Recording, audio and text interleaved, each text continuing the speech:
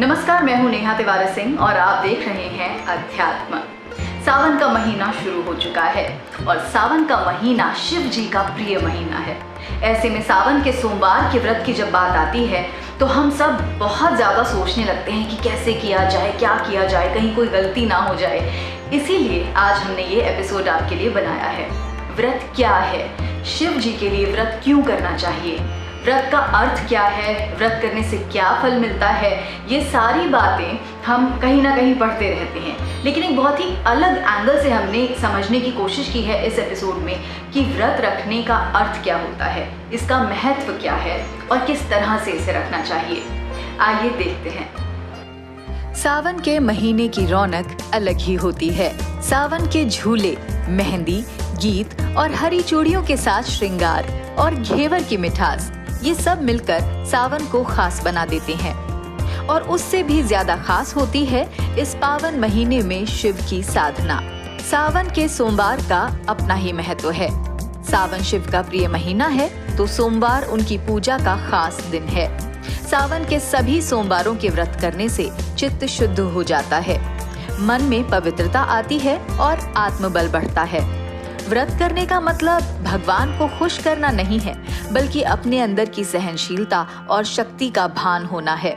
शिव से जुड़ने के लिए व्रत करना खुद को अनुशासित करना है।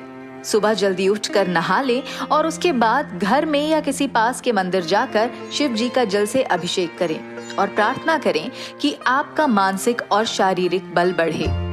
हम शिव की तरह सुख और दुख में समभाव रहें और जीवन में कठिनाइयों के साथ भी खुश रहना सीखें। याद रखें कि व्रत में सिर्फ खान पान ही नहीं, बल्कि विचारों का शुद्ध होना भी जरूरी है। भगवान को साकार रूप में पूजने से जीवन का अर्थ समझ में आता है और निराकार रूप में पूजने से ब्रह्मांड का। भगवान के ध्यान का अर्थ है अपने मन को एकाग्र करके उनके गुणों को जानना और उनसे सीखना। शिव की पूजा करना अपने अंदर उनके गुणों का समागम करना है। शिव को समझने के लिए और जानने के लिए अपने मन का उन तक पहुंच जाना ही काफी है। अपने मन की एकाग्रता और बल बढ़ाने के लिए शिव से बड़ी प्रेरणा और कोई नहीं है। तो हमने समझने और जानने की कोशिश की कि शिव के लिए व्रत रखने का मतलब है स्वयं शिव के गुणों को आत्मसात करना, उनके स्वरूप को समझना, ये देखना कि वो कितनी मुश्किलों में रहते हैं लेकिन तब भी कितने शांत रहते हैं। सुख और दुख से परे उनका एक अपना अलग ऑरा है और वो ऑरा इतना स्ट्रॉन्ग है जिस पर सारा का सारा ब्रह्मांड टिका हुआ है। और अगर हम उनकी लाइफ से अपनी लाइफ को कंपेयर करें तो वाकई में बहुत सारी कठिनाइयाँ हमारे सामने भी आती हैं। बहुत सारे इमोशनल चैलेंजेस होते हैं, फिनेंशियल चैलेंजेस होते हैं, फिजिकल चैलेंजेस होते हैं, आपसी रिश्ते होते हैं। लेकिन किस तरह से उनके गुणों को हम अपनाएं कि अपनी लाइफ में एक बैलेंस क्रिएट कर सकें, ये बहुत बड़ा चैलेंज है।